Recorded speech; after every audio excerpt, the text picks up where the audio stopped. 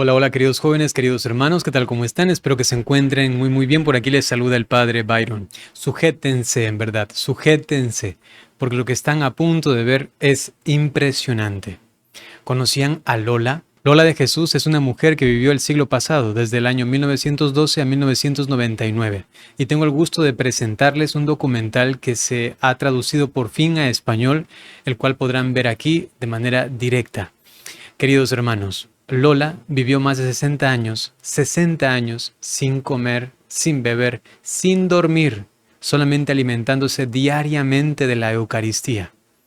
El médico que le acompañaba en sus últimos años de vida tiene tanto que decirnos.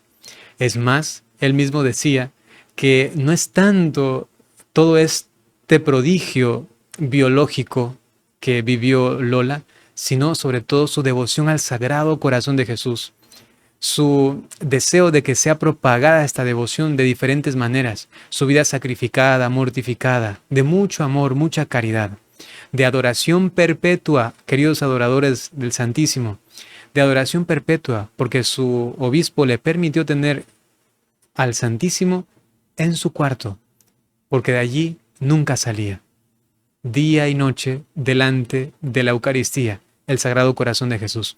No les cuento más, sencillamente busquen un poquito de tiempo para ver esto que les va a ayudar muchísimo a edificar, y tiene siempre el Señor mucho que decirnos a través de estas vidas de personas ejemplares.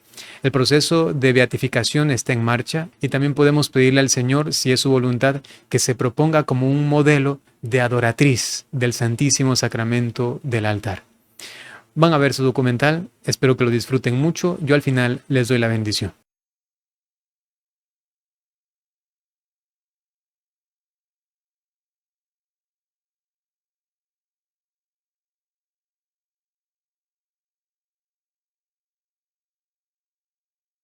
Que el Sagrado Corazón de Jesús, a quien Lola tanto veneró y nos mostró el amor. Has de ser subjetivo, Dios. Y el Padre, el Hijo y el Espíritu Santo. Amén.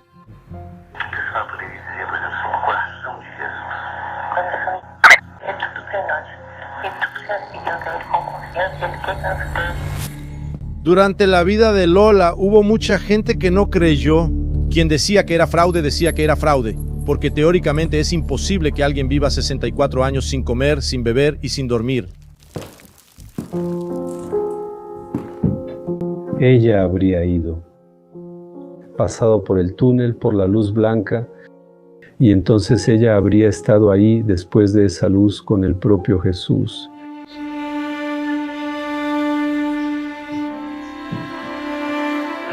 ¿Puedo entrar?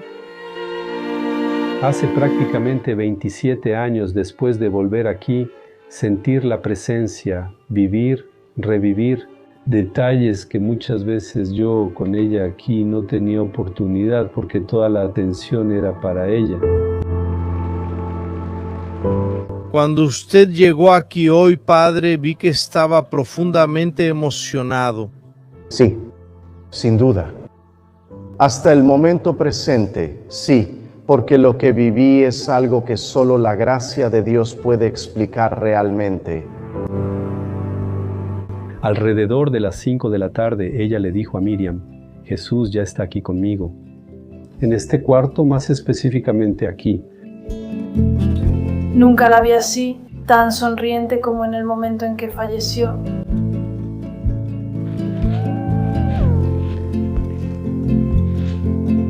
Llorando de añoranza. En sus oraciones, ayúdenos a rezar por la beatificación de Lola. Y hoy tengo plena certeza de que está con Dios y desde allá intercede por nosotros.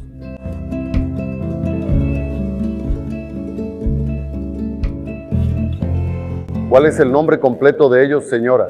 Es el nombre de Flori, que se llama Leandro Díaz. Usted es más conocida como Lola.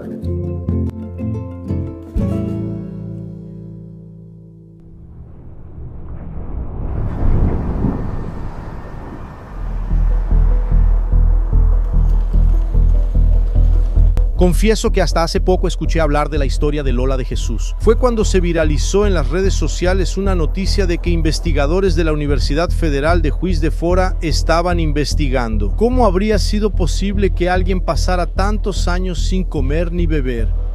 Entonces pensé que era necesario ir hasta allá para investigar esa historia de cerca. ¿Todo bien? Desde São Paulo viajo a Minas Gerais, donde tengo varias reuniones programadas para conocer la historia de Floripes Dornelas de Jesús.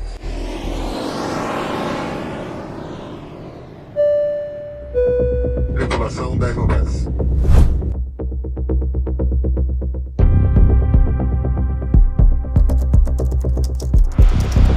Tengo un gran desafío esta vez, porque Lola tenía una gran desconfianza hacia los periodistas y decía que todos los que querían divulgar su historia eran sus enemigos.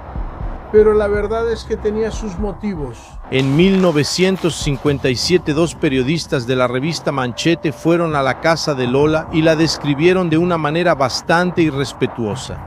Delgada, demacrada, con dos trenzas finas cayendo sobre su ropa blanca, dientes manchados y hasta la llamaron virgen a medias. Pero fueron acusados de sensacionalismo. Sin embargo, el reportaje tuvo algunos méritos y uno de ellos fue describir cómo era para la vida de Lola en 1957, un registro histórico, se alimenta de la hostia que recibe todos los días de manos del vicario de Río Combo. Después de eso, claro, Lola prohibió la visita de reporteros, pero los reporteros no se rinden.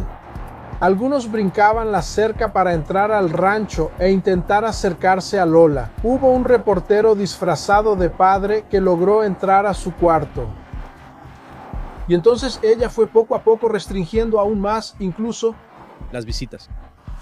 Y ahora me pregunto, ¿será que Lola me recibiría allá en Río Combo? Mi consuelo es saber que ella dijo que después de su muerte, entonces sí podrían contar su historia. Aterrizamos en una parte de Minas Gerais donde yo nunca había estado. Ya he estado en BH, Ouro Preto, Tiradentes y hasta en los caminos del Sertão Mineiro. Pero Goiânia no la conocía, aquí sí es el verdadero interior.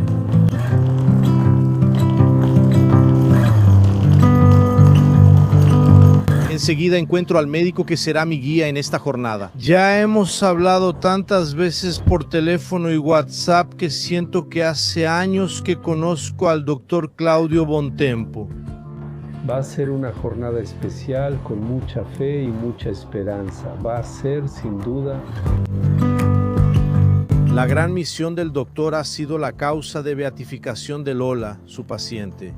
Pero en los próximos días, ya quedamos, su misión es guiarme por estas tierras, ayudándome a descubrir o entender el misterioso corazón de Lola.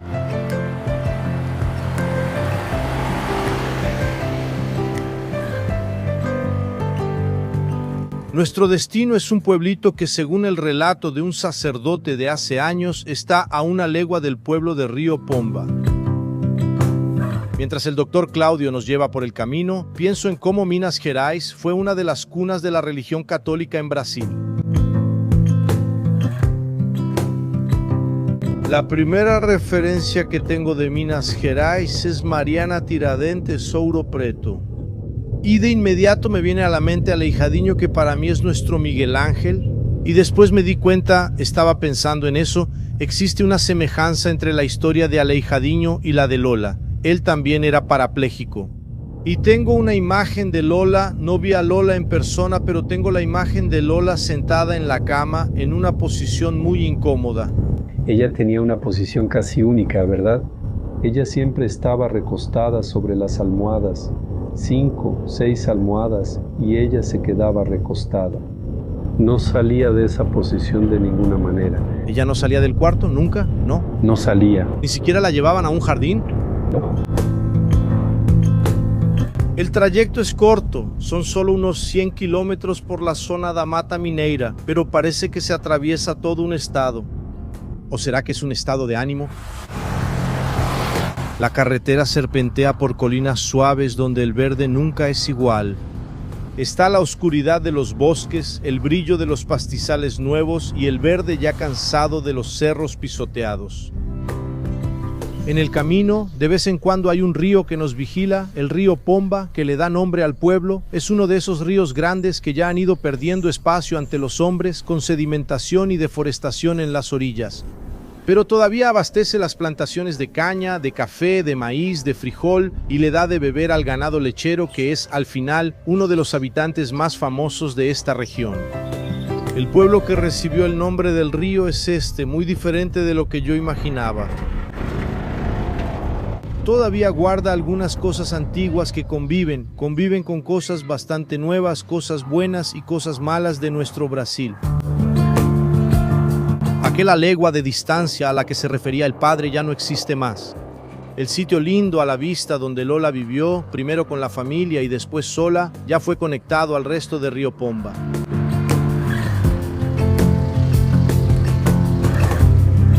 Ahora se llama Sitio de Lola, sitio...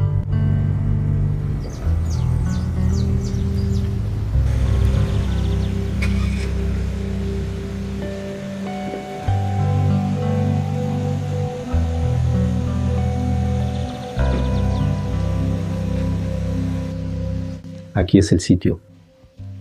Aquí y todo lo que está alrededor. ¿Cómo estás? Mucho gusto. Mira, ahí está Gladstone. Viniste trayendo lluvia, ¿verdad? ¿O fui yo quien trajo la lluvia? Es una bendición. Yo traigo buen clima. Tenía muchas ganas de ir a la Jabuticabeira, donde ocurrió el accidente de Lola. Pasamos por atrás, aquí vamos. Aquí vamos a rodear por detrás de la casa y ya vamos a entrar al jardín que está en la parte de atrás. ¿Lola vivió todo el tiempo aquí en esta casa? Solo en esta casa.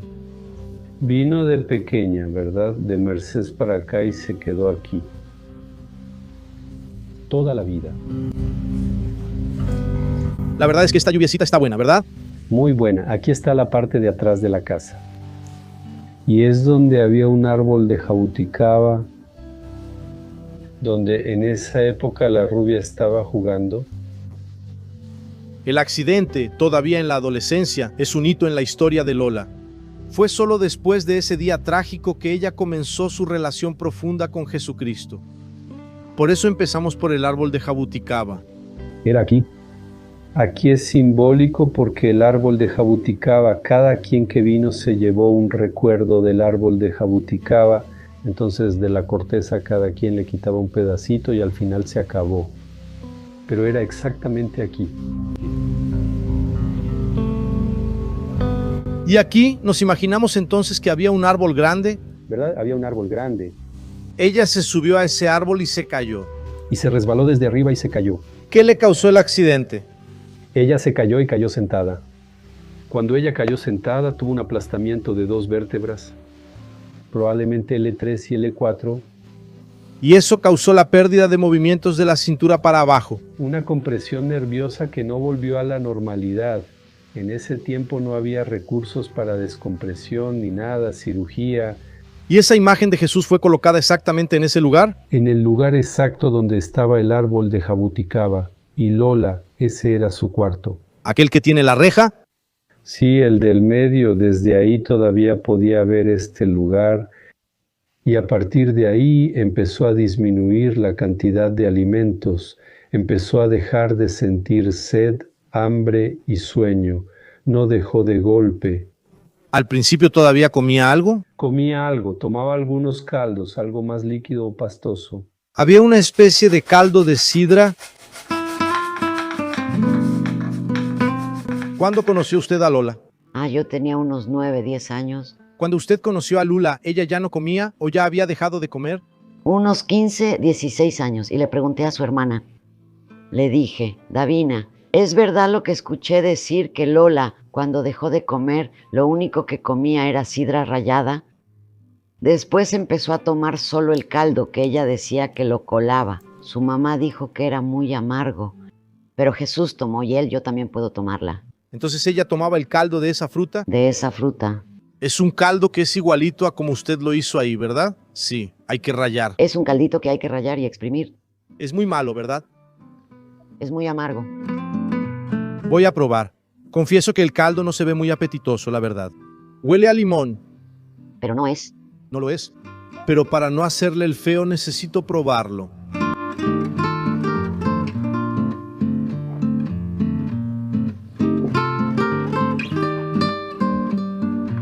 Amarga mucho, ¿no? Es peor que cualquier medicina. Peor que el Giló. No, el Gilo es maravilloso. Es muy malo. Fue donde ella empezó a tomar ese caldo. Después ella dijo, ya no voy a tomar nada más. Porque sabía muy feo. ¿Será que fue por eso? No, ella no quiso, ella comía más. Ella dijo, no, a partir de ahora ya no quiero tomar nada más. Déjeme ver si usted prueba.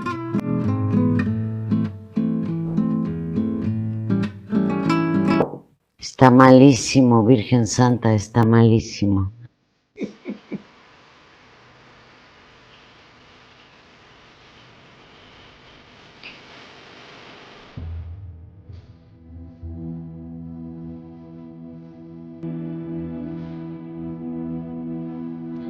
¿Ya está bien, Nilsson? Hola, ¿Ya, Nilsson? buenas tardes, mucho gusto, bienvenido. Ya he escuchado mucho sobre usted. Sí, un placer, yo también ya he escuchado mucho sobre usted también. Pasen, por favor. Gracias. ¿Aquí era como un vestíbulo de entrada? Sí, es lo siguiente, aquí fue la casa donde ella vivió muchos años, toda su vida, incluso los 60 años que estuvo enferma los pasó aquí, ¿verdad? ¿Cuál es exactamente su función aquí? Usted es el párroco de la ciudad. No, aquí en Río Pombo hay dos parroquias, ¿verdad? Está la parroquia de San Manuel y la parroquia del Rosario. Y la finca de Lola está en el territorio de la parroquia del Rosario, que es donde yo soy el párroco. Y la diócesis entonces pidió que yo fuera el administrador de la finca, ¿verdad? Porque aquí también tenemos misas. ¿Se puede celebrar misa en la casa mientras todavía está en proceso de beatificación? Sí, se puede. Incluso aquí, cuando ella estaba viva, varios padres ya celebraron aquí con ella. Incluso hace poco vino aquí el obispo de Juiz de Fora, Monseñor Gil, y él contó que cuando era un padre joven celebró aquí en el cuarto de ella. No, la misa se celebraba en su cuarto.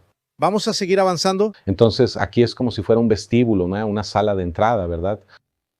Aquí es un salón más grande, donde las personas generalmente se reúnen aquí para rezar. Y aquí es interesante notar que esto lo mandó a hacer un señor de São Paulo que recibió una gracia y mandó a hacer este altar con el corazón de Jesús de piedra, la imagen del corazón de Jesús de piedra. Muy bonito. Es alguien que recibió una gracia. Aquí está la cocina, donde todavía tratamos de mantenerla como era desde aquella época. Que Lola vivió aquí, ¿verdad? Las personas que ayudaban aquí en la casa se quedaban aquí y hacían su comida aquí. Lo vimos. Venía gente. Vamos a sentarnos un rato, padre. No hay café, ¿verdad? No. Venía mucha gente aquí. Había épocas en que vimos fotos aquí y todo estaba lleno. Sí. ¿Esta casa en la que estamos ya puede ser llamada santuario? No, porque para ser santuario hay todo un proceso que viene de Roma, ¿verdad? La arquidiócesis hace la solicitud, va a Roma. ¿Se necesita la beatificación primero para ser santuario? Sí, se necesita. Sí, se necesita. Esta cuestión de la santidad nace en gran medida en el corazón del pueblo. Aquí es un lugar santo. Ya he visto a varias personas que me dicen, Padre, estando aquí me siento en un lugar santo, esta es tierra santa, ¿verdad? ¿Y usted siente esa santidad? ¿Usted siente a Dios aquí en la casa? Mucho, mucho. Dios usó a Doña Lola para hacer realmente esa presencia, esa señal de Dios en la vida de la gente aquí. Padre, usted sabe que yo he estado visitando iglesias por todo el mundo y museos también, y aquí hay un sentimiento interesante que me llama la atención, que es exactamente la sensación de que es un lugar sagrado, que cada vez más está siendo visto así por la gente. Y también es, de cierta forma, un museo. Estamos aquí conviviendo, conversando ahora en una pieza de museo. Esta es una mesa que fue usada en los tiempos de Lola. Entonces, para mí, en este momento, es como si yo estuviera en un museo vivo con usted aquí. ¿Y aquí este altar, padre, es de la época? No, lo de este altar es lo siguiente. Aquí en Río Pombo tenemos dos parroquias. Una es la de San Manuel, patrono de la primera parroquia, la más antigua. Después usted creó la parroquia del Rosario. y la gran devoción de Lola, que es el Sagrado Corazón de Jesús. Frente a su cama hay un altar, y en ese altar está la imagen del corazón de Jesús, también está el sagrario. Entonces entrar aquí es como realmente entrar en la historia de Lola. Exactamente, a partir de esta puerta está el cuarto donde ella vivió más de 60 años. Desde la muerte de Lola, el cuarto permanece cerrado. Es solo a través del vidrio que el visitante ve las reliquias de Lola.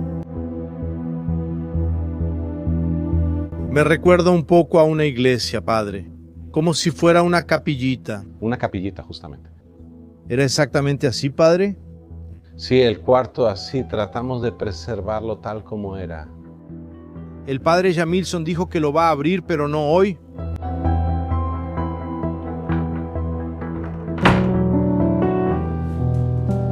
Yo soy como Santo Tomás, ¿no? Me gusta tocar las cosas, me gusta verlas de cerca. Creo que por eso viajo por el mundo desde hace tanto tiempo, buscando los lugares sagrados, queriendo llegar exactamente a donde sucedieron las cosas. Y mañana va a ser un poco eso, voy a volver a la casa de Lola. Y voy a platicar con las personas que convivieron directamente con ella, testigos de la historia.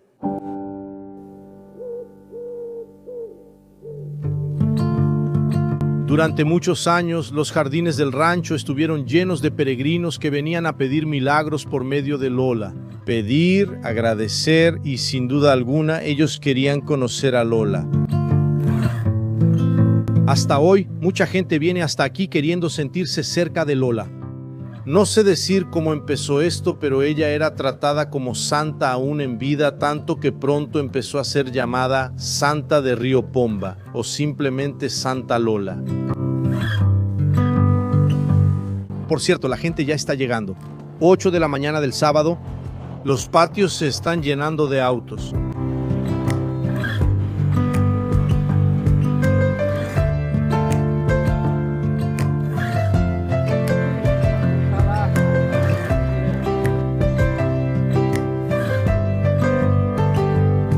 Lola me dio este librito con esta dedicatoria, ya se lo mostré incluso al doctor Claudio.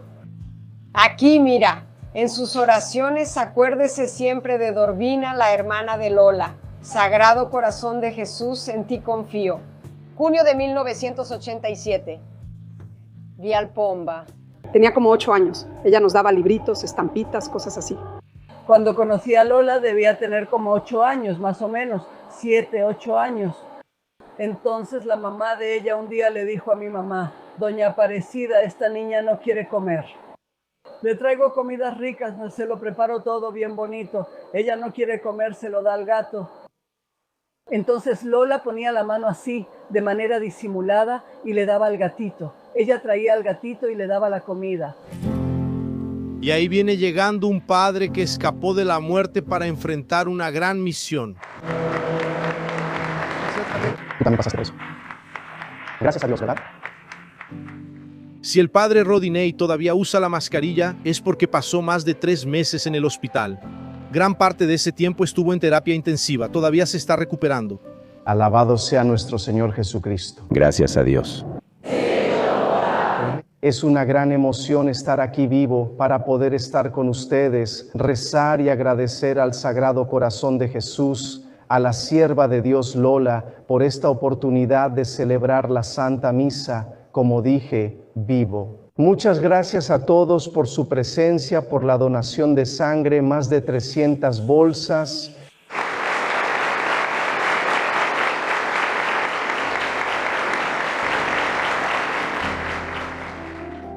Nadie lo sabe todavía aquí, pero mucho más que la regeneración del cuerpo, la enfermedad fue para él una reconstrucción del alma. Cuando llegaste aquí hoy, padre, vi que estabas profundamente emocionado. Sí. Sin duda. Hasta el momento presente. Porque lo que viví es algo que solo la gracia de Dios puede explicar realmente. Cuando uno entra aquí en este espacio, se nota claramente que existe una atmósfera espiritual diferente. Es la señal de la gracia de Dios, pero tienes que tener un corazón muy abierto para entender los canales de la gracia de Dios, porque no son nítidos.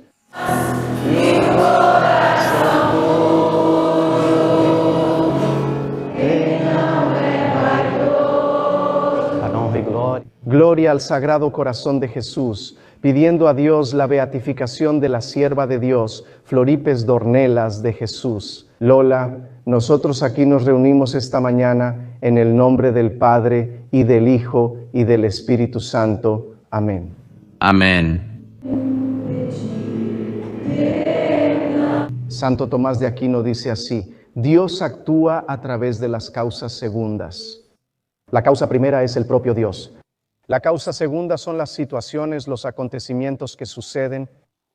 Yo creo que el corazón de Jesús sirvió como causa segunda de la intercesión de Lola, sobre todo por causa de este proceso. Yo había sido indicado en abril de 2025 para el proceso como postulador de la causa. Ya había, claro, en mi corazón mucha devoción al corazón de Jesús y a Lola, pero no tan fuerte y con tanto afecto, con tanta sensibilidad como después de la enfermedad. La manera en que me acerqué al corazón de Jesús, no sé decir cómo sucedió, pero ahí estuve. Y regresé para dar testimonio.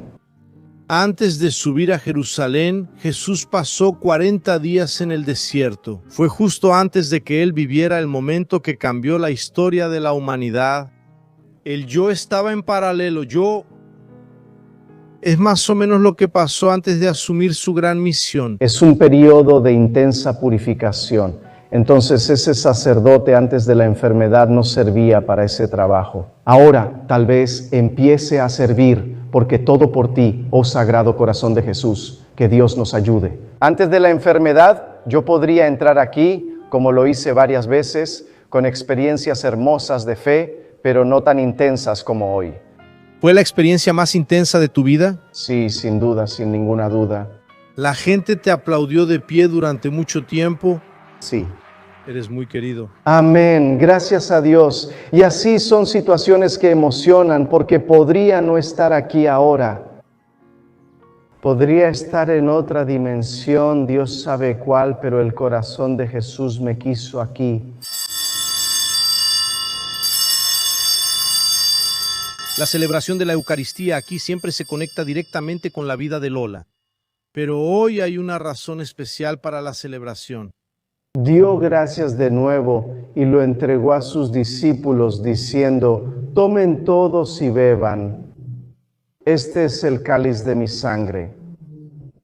Es casi un renacer para el padre Rodinei después de tanto tiempo alejado por la enfermedad. Él es el postulador de la causa de beatificación de Lola y vuelve al trabajo con mucha más determinación. Hagan esto en memoria de mí.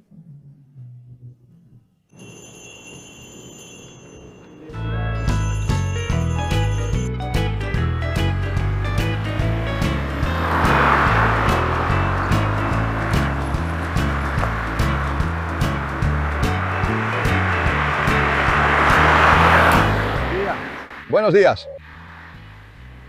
¿Cómo estás? Así es, ni siquiera necesitas presentación. Ni hace falta, ¿verdad? Ya nos conocemos desde hace mucho tiempo, ¿no? Por la tele, ¿verdad? Un gusto.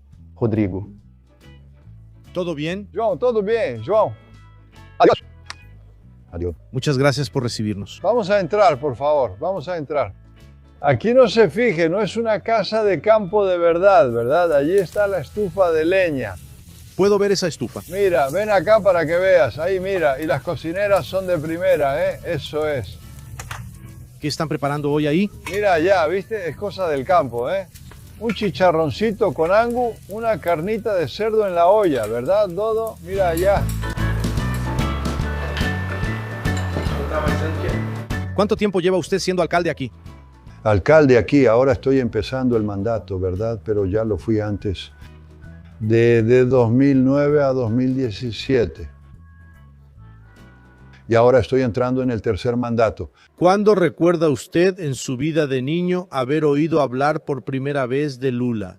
Tenía como 4 o 5 años, ¿verdad? Cuando mi mamá, ¿verdad? Mi mamá era muy piadosa, muy religiosa. Vivíamos ahí, entonces cuando ella se acercó a Lula íbamos a pie, mi hermano y mi hermana, Pasábamos por ese camino de ahí y dábamos la vuelta en el cerro y llegábamos a la casa de Lula. Mi primer recuerdo de Lula es verla en esa misma posición dentro del cuarto, con esa serenidad, bendiciéndonos. Llegábamos a la puerta, nos arrodillábamos, ella se levantaba y así recibíamos la bendición. Me acuerdo perfectamente de ella. Había una puerta, la abríamos. Ella decía, puede entrar, comadre. Entonces entraba mi mamá. Y nosotros entrábamos ahí, recibíamos la bendición. Estaba platicando con su secretario de Turismo, Juan Carlos, y me contó que Lula es la mayor razón para que alguien visite y haga turismo aquí. ¿La alcaldía está incentivando a las personas a venir aquí? ¿Está invitando? Estamos iniciando, intentando montar este proceso precisamente para rescatar y consolidar la imagen de Lula, porque de hecho ella es reverenciada en toda la región y a veces no le damos suficiente atención a eso. Tenemos un museo que tiene una colección espectacular. Es un museo histórico. Y ahora estamos rescatando eso porque toda la vida fuimos relegados a un segundo plano, ¿verdad? Y tenemos aquí un periódico centenario. Yo imparcial. O imparcial. Pero está cerrado. Está cerrado, pero toda su colección está aquí preservada y vamos a traer toda esa colección a un espacio que estamos creando dentro del museo. ¿Cree que usted va a vivir para ver la canonización de Lula, que se convierta en Santa Lula? Tengo mucha esperanza. De hecho, ella vivió una vida muy pura, muy dedicada a Dios y al prójimo. Gracias. Muchas gracias. Así es. Y muchas gracias por el almuerzo maravilloso. Oh, es un gran placer.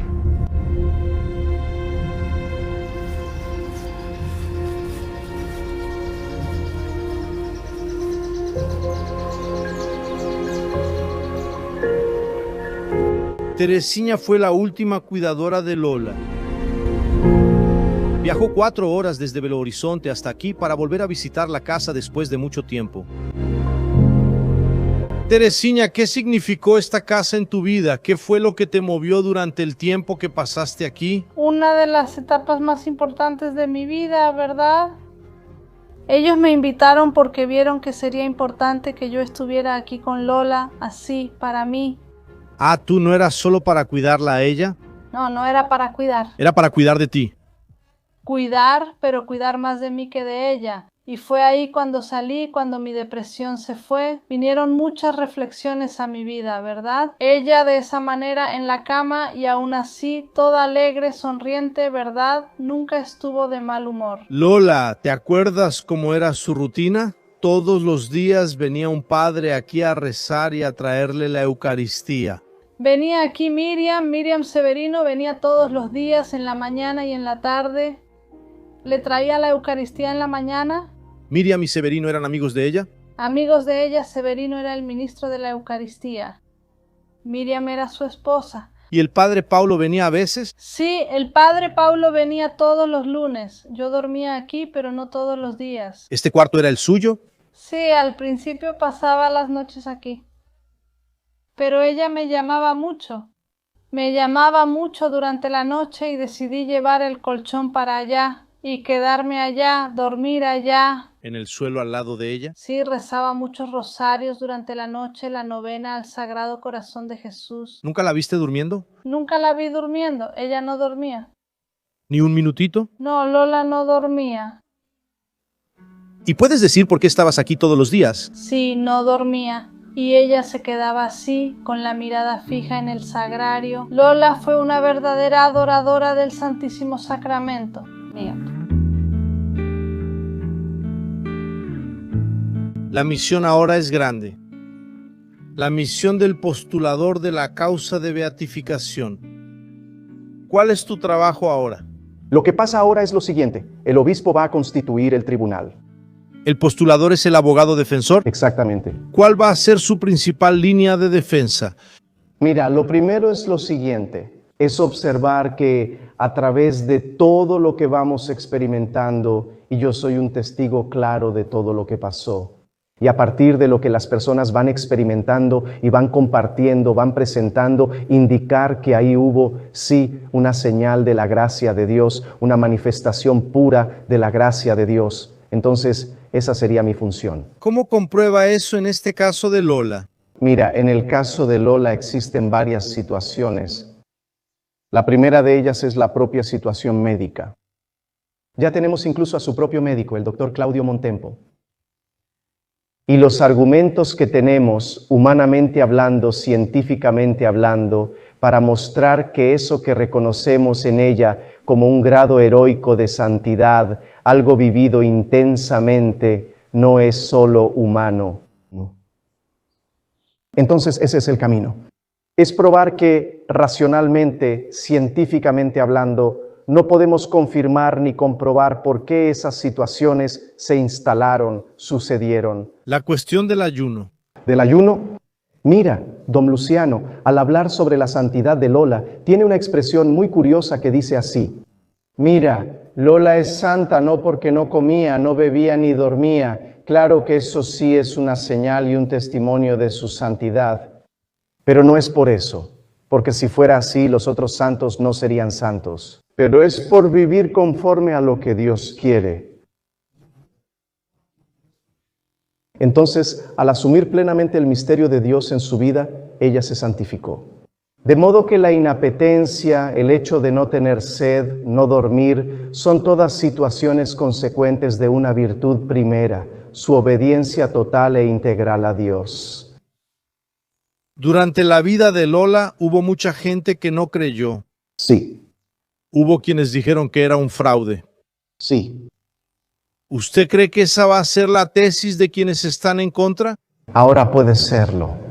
La propia ciencia va a ejercer ahora su función. Entonces todo eso necesita ser analizado, estudiado, para que lleguemos a una conclusión. ¿Ya hay un milagro para la beatificación? Mira, ante esa pregunta prefiero optar por lo que dice la Iglesia. Es necesario tener prudencia. Prudencia para poder averiguar y estudiar, pero sin ningún juicio eclesiástico, sin nada de lo que la Iglesia necesita para llegar a una conclusión, nosotros tenemos. Y no es uno, son varios, tal vez hasta incontables. Milagros incontables. Sí. Yo diría incluso que resguardando todo el proceso, vamos a tener que elegir cuál será el milagro que se estudiará y analizará en el proceso canónico de la causa. Ahora, para seguir buscando a Lola, necesitamos volver a la carretera porque es en Visosa, a 96 kilómetros de Río Pomba, donde vive el padre que la acompañó en sus últimos años.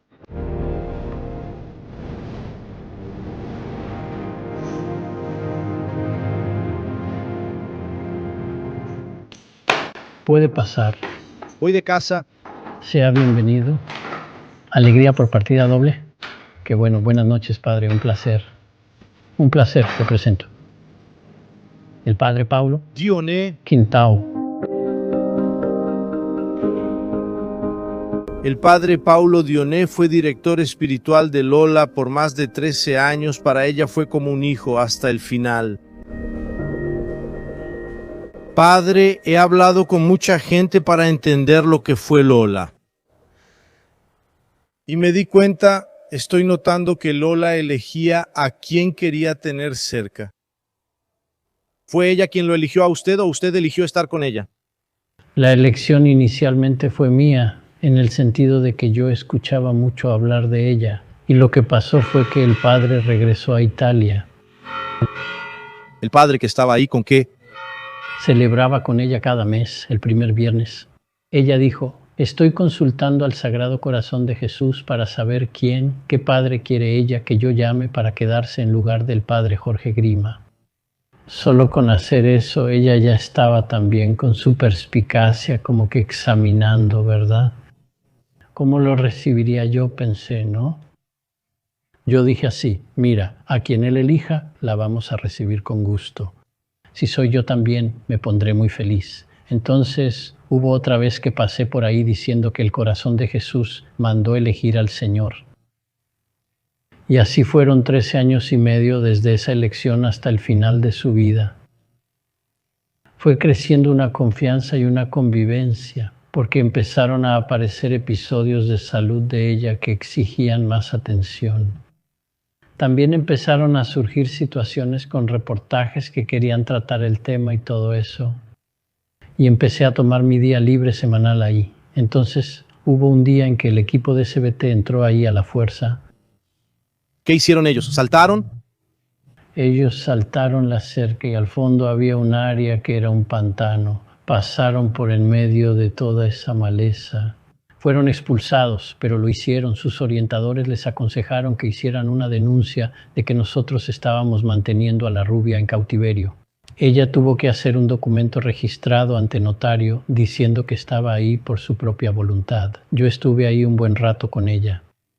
En los horarios más inusuales, yo celebré en Barbacena la llamada Misa de Navidad, la Misa del Gallo, a medianoche.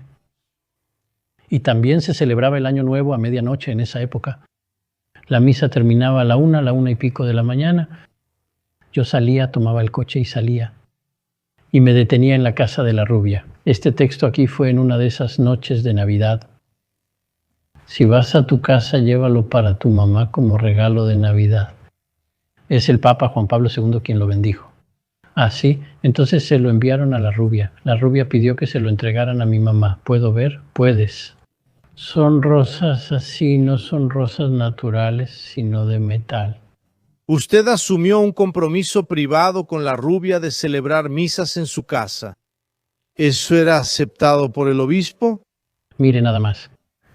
Nada. En ese cuarto de la rubia, tú mismo lo dijiste en uno de los reportajes, es inusual. No hay ningún lugar en el mundo donde esté el Santísimo en el cuarto de una persona porque no vas a dormir frente al Santísimo. Como ella no duerme, se le concedió ese permiso. La casa de la rubia quedó igual que la casa de religiosos. Por el derecho canónico, la casa de religiosos, de comunidad religiosa, es neutral. El cuarto no era realmente un cuarto porque no era para dormir ni para otras actividades. ¿Casi una iglesia? Es una capilla, es una iglesia.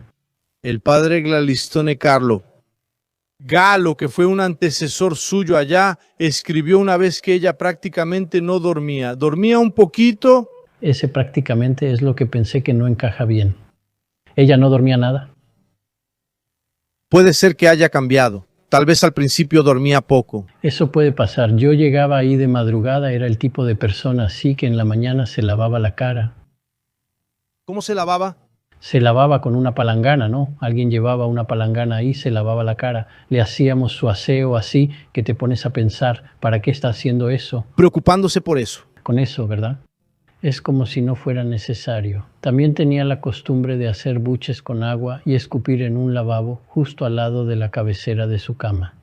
Y las experiencias que tenemos, las gracias que recibimos del corazón de Jesús con su intercesión son muy fuertes. ¿Usted tiene alguna historia personal? Personal. Estuve muy mal en 2011, ya me habían desahuciado. Esa madrugada mi hermana le pidió a Lola con tanta confianza que ella visualizó en ese sueño, en esa experiencia suya, a Lola acariciando mi cabeza, allí en la UCI. Yo dije, pero Lola no camina, ¿cómo es que está de pie? Y ella misma se dijo, ahora no es nada. Y esa noche fue muy interesante porque todo va coincidiendo. Esa noche se quitó la sonda nasogástrica y la señora voluntaria que estaba cerca cuidando de las camas dijo, voy a llamar a un enfermero o médico. No hace falta llamar porque mañana voy a alimentarme normalmente. A la mañana siguiente era de madrugada. Fue durante la hora de oración de mi hermana y volcó sobre Lola. Y el médico fue a dar la noticia a los hermanos que estaban afuera de la UCI esperando. Mira, Dios tiene una misión muy importante para tu hermano. Nosotros no esperábamos lo que estaba pasando, no. Esa noche en su cuarto tuvo un vuelco total y se recuperó. De aquí en adelante solo va a mejorar. ¿Cuándo fue eso? Eso fue el 6 de marzo de 2011. La discreción fue otorgada. Aquí soy muy sentimental porque son cosas que nos afectan mucho. Yo siempre pensaba en las oraciones de Lola, en la intercesión de Lola. Hay hasta un aceite que quería que agarraras para mí. Ya quedó encima de la cómoda, allá en el cuarto. Ese aceite es muy significativo porque ese aceite se sacaba de la lámpara del Santísimo. Allá en el cuarto de Lola. En el cuarto de Lola. Yo recibí de allá de ella. ¿Y usted lo ha estado reponiendo? Sin dejar que se acabe, sin dejar que se acabe. Incluso pongo aquí el óleo de los enfermos. Y ahí ha habido muchos resultados así que yo he podido constatar. La muchacha, la joven, estaba empezando con vitiligo. Hice la bendición con el aceite de Lola. Se acabó. Cosas así una tras otra. ¿Puedo pedirle que me bendiga con ese aceite? Con mucho gusto. Estás haciendo un apostolado tan bonito a favor de Lola que beneficia a tantas personas. Que el Sagrado Corazón de Jesús, a quien Lola tanto veneró y nos dio testimonio de su amor, haga descender sobre ti y nos bendiga.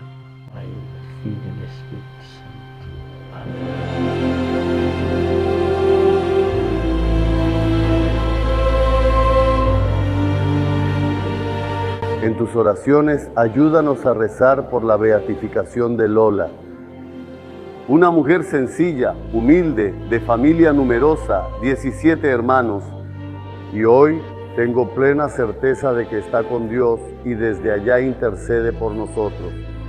Que Nuestra Señora Aparecida nos ayude en nuestro camino y que podamos vivir con fe, valentía y determinación aquí en este mundo.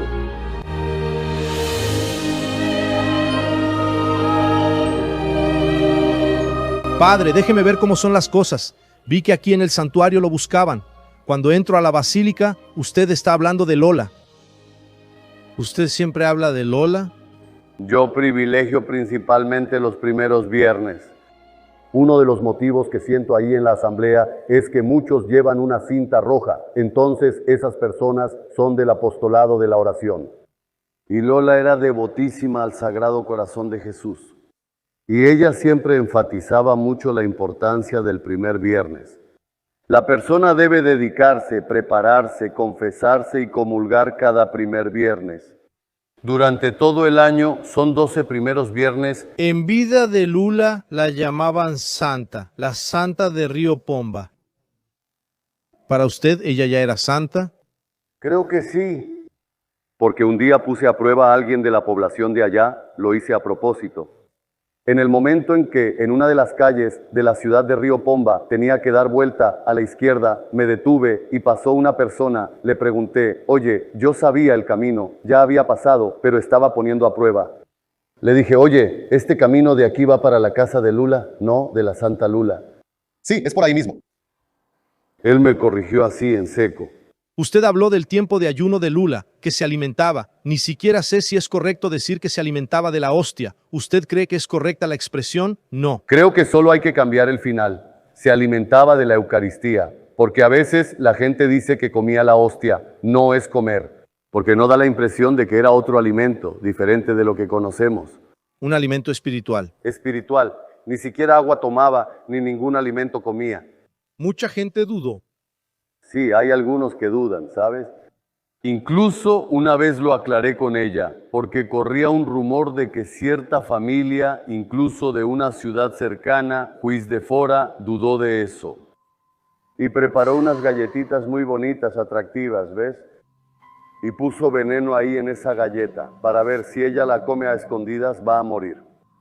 Y si ella muere, es señal de que comía. Un día, platicando con ella, en tantas visitas que hice allá, yo había llevado una grabadorcita de este tamaño aquí en el bolsillo, el nombre completo, de verdad. No recuerdo el nombre, pero sí recuerdo el nombre. Pero, ¿usted es más conocida por? Lola. Entonces, por Lola. Entonces Jesús es todo sin nosotros. Él es todo sin nosotros y Dios es el completado. Y Él quiere que nosotros estemos aquí. La grabación del Padre Velo, inédita hasta ahora, se convirtió en un documento histórico. Es la única en la que podemos escuchar la voz de Lola. Estoy escuchando.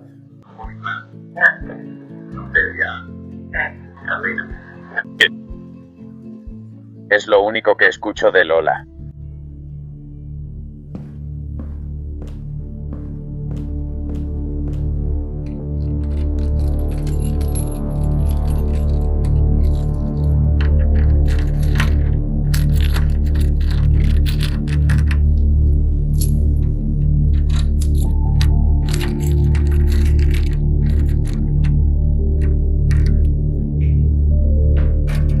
Con la autorización del padre, Gladstone, voluntario en el sitio, tiene la noble misión de abrir las puertas del cuarto de Lola.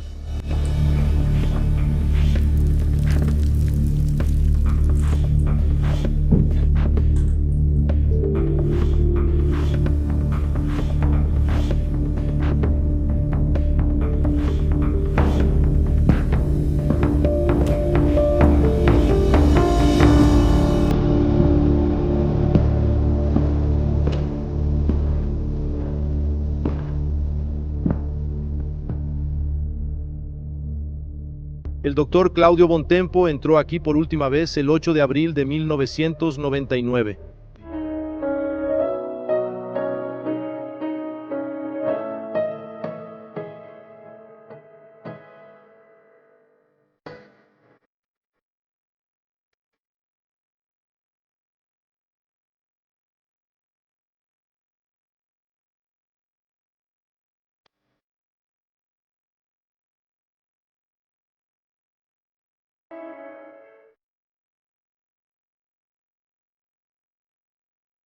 Este lugar es muy especial, muy profundo. Viví momentos aquí,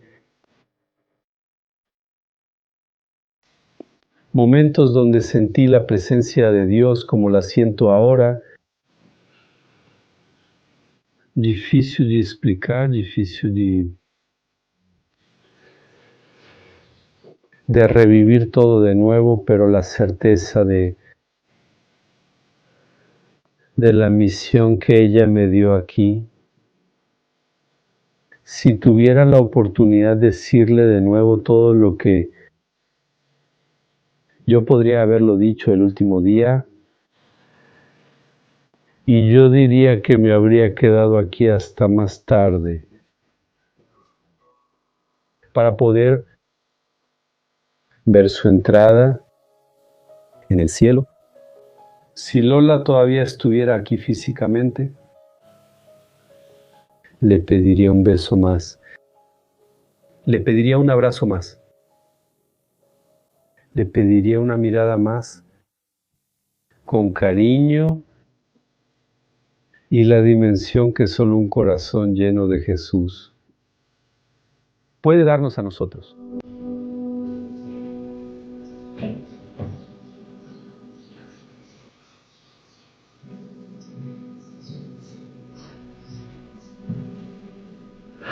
¿Puedo entrar? Traje el banquito.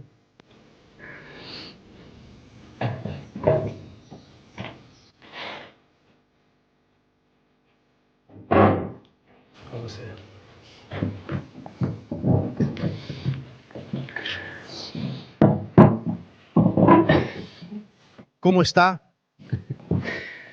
¿Será fácil? No, es emoción. Indescriptible, mamá. Una paz, una sensación. Delicioso estar aquí, ¿verdad? Saber que muchas cosas pasaron aquí. Prácticamente 27 años después volver aquí, sentir la presencia, vivir, revivir detalles que muchas veces yo con ella aquí no tenía oportunidad, porque toda la atención era para ella, ¿verdad? Según consta en un testimonio de ella que recogimos después, el último día de su vida. Como a las 5 de la tarde ella llama a Miriam y a Teresina aquí. Y entonces le dijo a Miriam, me voy hoy. Y entonces ella dijo, ¿cómo así, madre? Usted no se va hoy, ¿verdad? ¿No es este el momento? Y ella dijo, no, Jesús ya está aquí conmigo, en este cuarto, más específicamente aquí. Ella señaló. Miriam describe que ella señaló hacia aquí, en el cuarto. ¿Ella sintió la presencia de Jesús aquí? Aquí, detrás de esa, exactamente donde... De esa pared, eso. Ahí donde él está. Y entonces ella como... Exactamente desde esa posición el camarógrafo. Si estuviera viendo a Lula aquí... Exacto. Y entonces ella señala y dice que él ya había llegado para llevársela. Y Miriam le dice a Lula, no, madre, usted está imaginando. No es eso. En un momento, el doctor Claudiño estará aquí. Usted va a mejorar en cuanto lo vea, converse con él y todo eso. Y ella dijo así, no, tú no estás entendiendo, Miriam. Hoy es mi día, me voy a ir hoy. Y la señora dijo, solo para mí. Hoy me voy a ir hoy. Y él ya está aquí para llevarme. Entonces ella volvió, prestó atención y le dijo, no, madre, usted está viendo a Jesús en la Eucaristía. Él está aquí en el Sagrario, en el Santísimo. Y ahí, en ese momento en que ella muestra el Santísimo y Lula dice así, Él está aquí también. Pero hoy Él está aquí, para llevarme. Y Miriam cambió de tema y se fue. Y realmente llegué aquí a las 7 de la noche como habíamos acordado. Y ella no dijo nada. Me lo dijo a mí. Ella no dijo que Jesús estaría aquí para llevársela. Entonces hoy aquí es un pensamiento en este momento aquí para mí es revivir un momento que no tuve con Lula en el sentido de que, mira, ella estuvo aquí, él estuvo aquí físicamente, Lula tuvo una experiencia cercana a la muerte hace muchos años. Ella se habría ido, habría pasado por el túnel, por la luz blanca que muchos pacientes describen. Eso hasta ahí es fisiológico, y entonces ella habría estado allá después de esa luz. El propio Jesús la recibe. Ella le contó eso a otra persona, a Lilia, y ella le habría dicho a Lilia que Jesús la recibió y le dijo, voy a permitir que tú, mi hija querida, puedas seguir viviendo tu purgatorio en la tierra. Y te vas a quedar viviendo, haciendo lo que estás haciendo que agrada a mi corazón. Pero vas a volver conmigo. Y en tu último día yo personalmente voy a buscarte. Tú recientemente tuviste un momento muy significativo también, que también sentiste la presencia de Dios. Sí. Sí, durante una misa. Exacto. Y me parece que fue después de ese día que la atención de todo Brasil empezó a dirigirse de nuevo hacia aquí. Exactamente. ¿Qué pasó? Yo estaba en la iglesia de Ipcar en Barbacena y entonces mi esposa Patricia y yo fuimos a la comunión. Comulgamos. Después nos arrodillamos. Y ahí en ese momento, como viví aquí con ella esa sensación, durante la Eucaristía sentí con mucha fuerza la presencia de Dios ahí en la Eucaristía. Y entonces escuché que Él me decía claramente, Claudio, estás haciendo menos de lo que podrías. Para tu vocación y me quedé un poco sorprendido y no entendí bien lo que estaba pasando. Tal vez era una locución interior durante todo eso. Y entonces dije, ¿pero qué? ¿En relación a qué? Lo dijiste mentalmente. Mentalmente. ¿Pero en qué?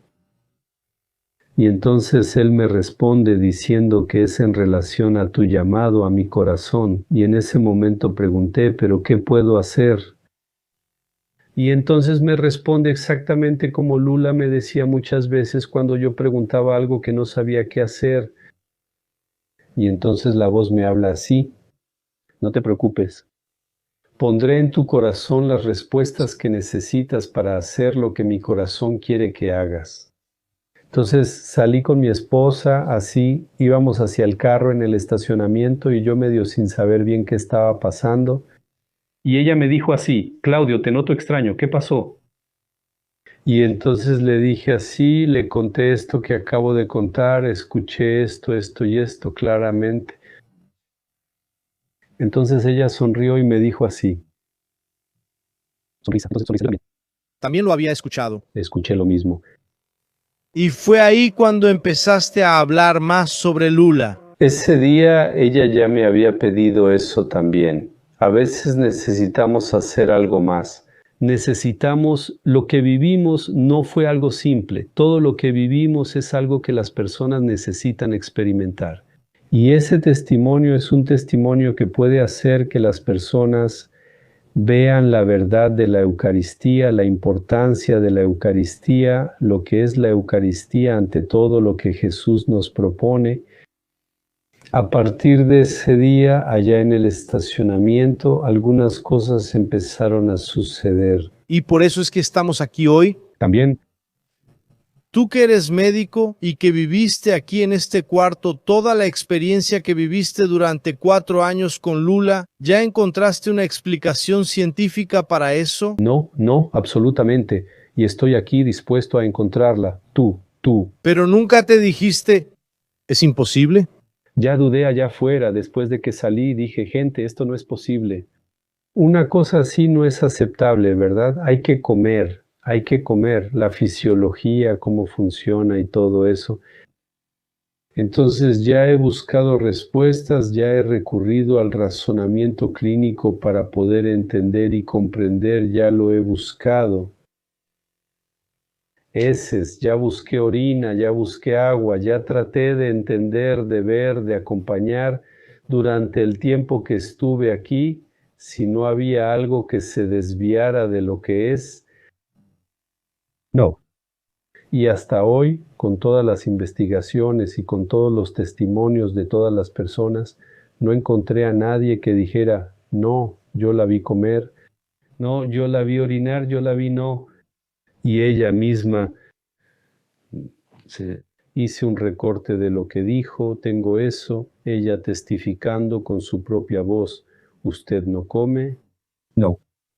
¿No bebe? No. ¿Ni agua? No, ni siquiera agua. ¿Usted no duerme? No. ¿Pero cómo es la noche? La noche no es fácil, no. Por la noche, ciertamente, ella estaba diciendo, este calor que estamos sintiendo ahora, en este momento, estoy sudando por eso. Era este calor que tal vez ella sentía aquí en la noche porque decía que se cerraba todo y ella se quedaba aquí. Un día le pregunté, ¿cómo es su relación con el corazón de Jesús? Él viene hasta aquí, habla con usted, Él está aquí, en este cuarto, y ella sonrió un poco y me dijo, no, doctor Claudiño, yo no lo veo, yo lo siento dentro de mí. ¿Te diste cuenta de que cuando preguntaste eso la luz se apagó? Sí. ¿Vamos? Vamos.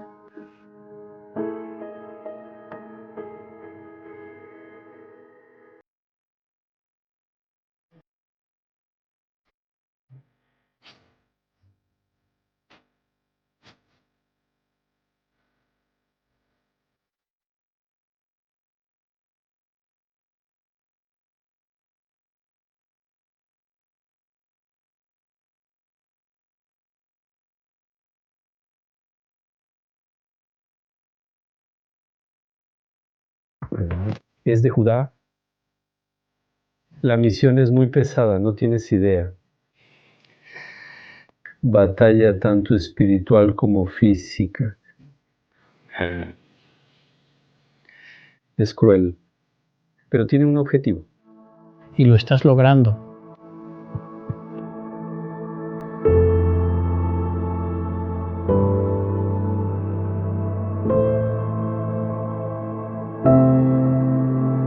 De eso me estaba acordando aquí, del tiempo que me sentaba aquí a orar con ella, todas las noches aquí, me sentaba justo aquí, y rezando, y mirando hacia el sagrario estaba ahí, la lucecita roja ahí, en la noche parecía que su oración era más intensa, y en la noche ella me llamaba para rezar, y entonces rezábamos la novena al Sagrado Corazón de Jesús, y el rosario, todo está roto ahí.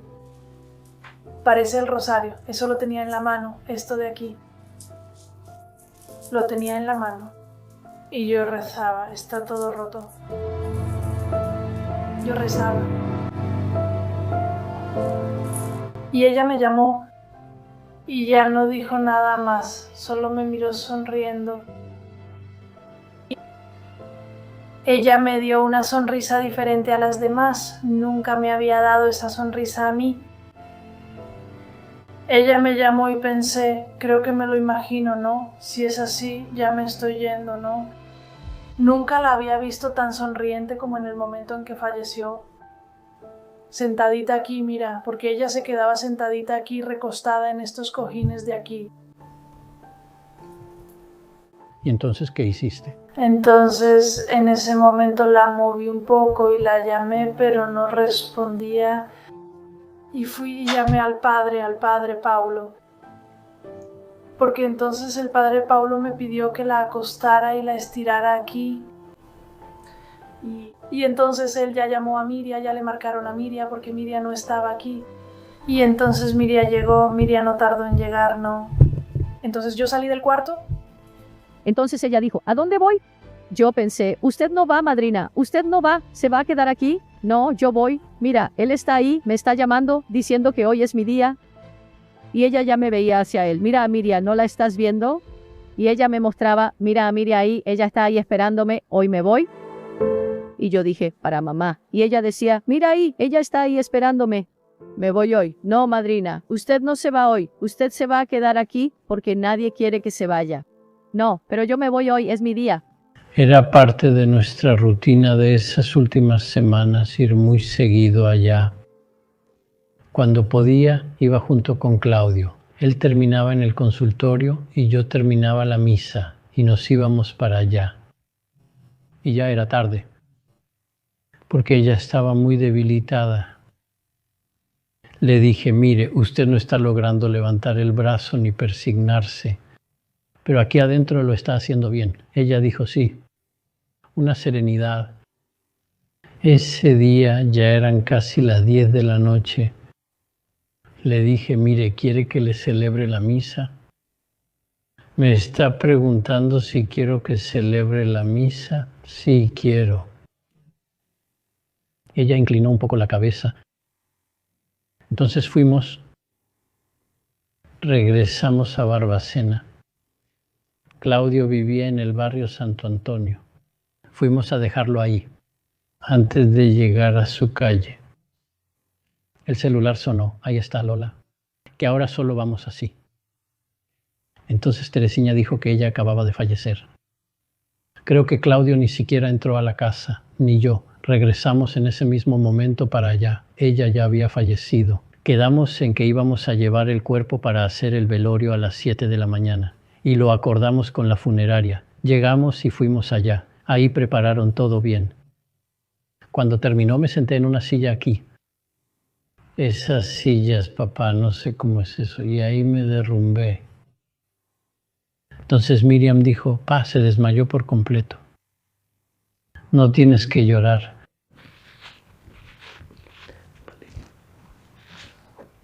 Lloro porque la extraño. El otro día Claudio dijo que Lola tenía una relación conmigo como si fuera una madre con un hijo bondadoso. Yo sentía, no quiero decir, yo pensaba así, pero era algo tan bonito. Vamos a decirlo así. No puedo pensar que yo sea tan merecedor de eso, pero yo le caía bien. Tenía una confianza. En la iglesia matriz, una multitud hacía fila para despedirse de Floripes Dornelas Jesús, Lola. Durante todo el día, los fieles participaban en las misas y rezaban. La romería duró 30 horas. Fieles de varias partes del país vinieron a Río Pomba, en el interior de Minas, para rendir el último homenaje a Floripes de Jesús. Ellos mantuvieron la primera vez sin tener convivencia. Ellos mantuvieron la primera vez que Lola tuvo convivencia.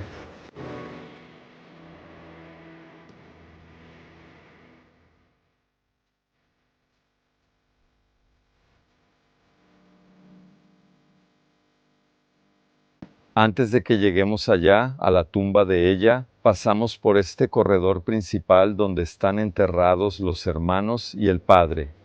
No sabes si son todos, pero también es una tumba que pertenece a la familia de ella. Y este es el lugar más visitado de la ciudad. Es su tumba. Aquí están. Más incluso que el propio sitio.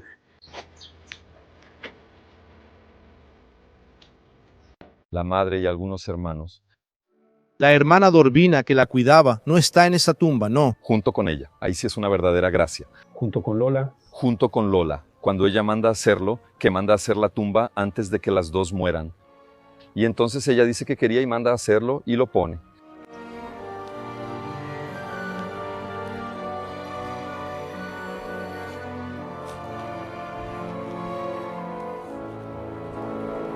Porque también se dice, Rodrigo, que el lugar donde se alcanzan las mayores gracias de un candidato a santo es donde están más cerca sus reliquias.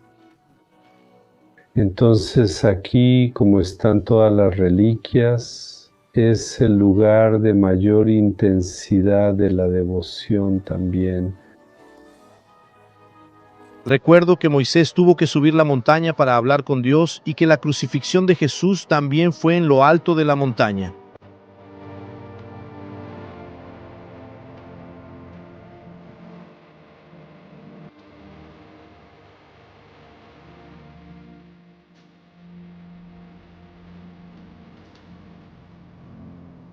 Este parece un tubito aquí. ¿Es natural? Es natural. Fueron ellas. ¿Las abejas hicieron un tubo para entrar a la tumba? Eso, y el tubo va hacia adentro. ¿Crees que el día que Lola sea exhumada en este proceso de beatificación y canonización, vamos a encontrar una gran colmena en su tumba? Es muy probable que haya una colmena. Ahora, si me preguntaras si creo que el cuerpo estaría intacto, yo creo que no. Porque la santidad de Lola no depende de esas señales. Así como no comer, no beber y no dormir no eran obligatorios para que ella tuviera las virtudes que tenía. Entonces, ese suspenso que se hace en relación a un candidato a santo, si el cuerpo está incorrupto o no, no es algo que importe tanto. Lo que importa son las virtudes, aquello que vivió durante su vida. Pero es lógico, si se abre aquí y se encuentra incorrupto, será una señal más.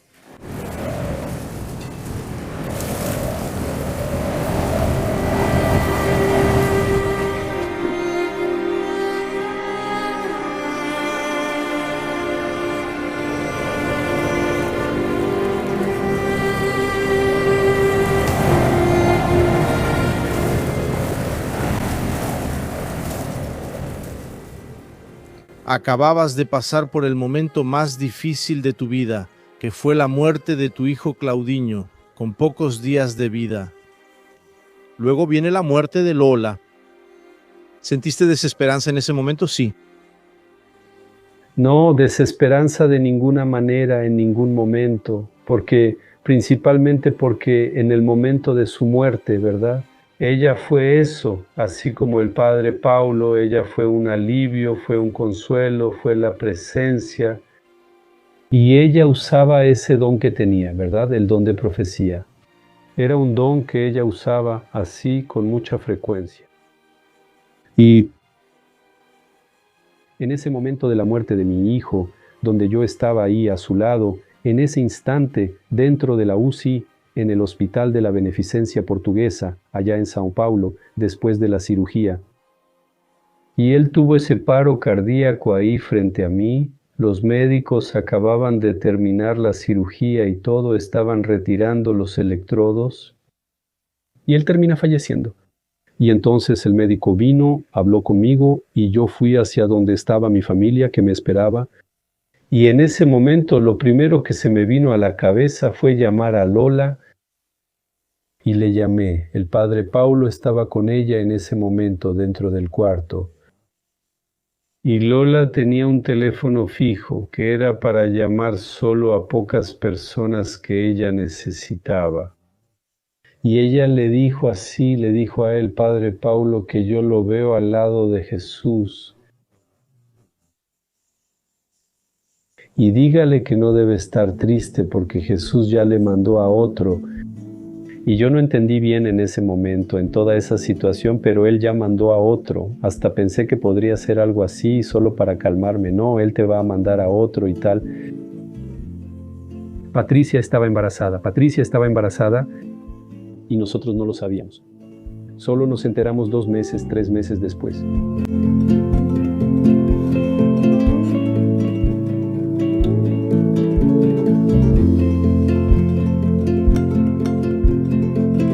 Mi viaje por la historia y la santidad de Lola va llegando a su fin. Me siento profundamente conmovido por todo lo que escuché y presencié. Pero todavía necesito tener mi momento para visitar a Lola solo en el lugar donde siempre ha estado. Y dicen que aún está ahí.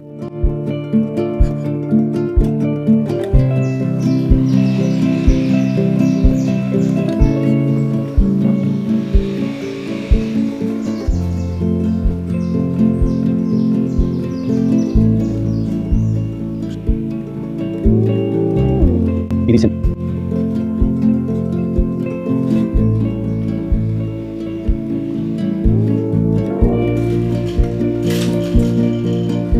el rosario siempre la acompañaba.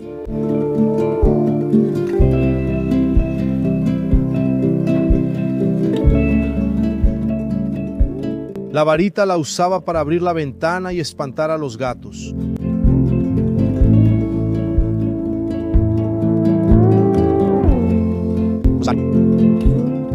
Estas son algunas de las raras fotografías que ella permitió que le tomaran y dicen: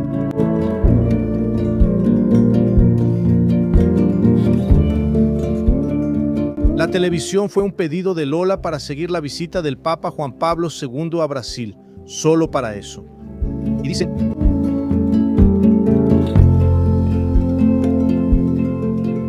pero lo más importante está ahí al fondo, el altar con el sagrario. Aquí veo donde estaba la Sagrada Eucaristía que el padre Paulo, el padre Galo, Severino y algunos pocos elegidos le daban a Lola todos los días. Esa jamás fue su comida. La Eucaristía alimentó su alma tan profundamente que Lola se convirtió en una mensajera. Yo diría que tuvo su propio apostolado aquí en este cuarto. Pues aquí vivió, proclamó su devoción y murió Floripes Dornelas de Jesús. La Lola que dedicó cada instante de su vida en común a la devoción al Sagrado Corazón. Aquella a quien, después de finalmente conocer a fondo, yo llamo cariñosamente Lola de Jesús.